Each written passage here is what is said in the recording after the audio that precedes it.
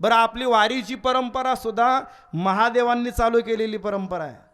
या वारीचे सगळ्यात आद्य वारकरी जर कोण असतील तर ते महादेव आहेत, महादेव आहेत। म्हणून नाथ महाराज म्हणतात, एका जनार्दनी वैष्णव शिरोमणी महादेव, शिरोमणी महादेव। म्हणून आजही पांडुरंगाच्या डोक्यावरती महादेवाला स्थान आहे। पांडुरंगाच्या मूर्तीला नीट निहाळलं तर पांडुरंगाच्या डोक्यावरती मुकुटावरती शिवलिंग तयार आहे। का बरं?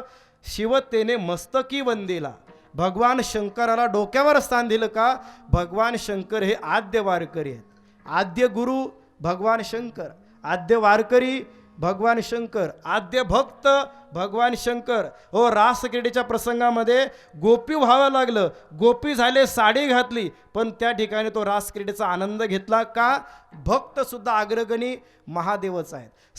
सगळ्या प्रसंगामध्ये आद्य म्हणून शिव महापुराणामध्ये महादेव तत्वाला अनादि तत्व म्हटलेले आहे, की ज्याच्यापासून सगळ्या जगाची सुरुवात झालेली आहे।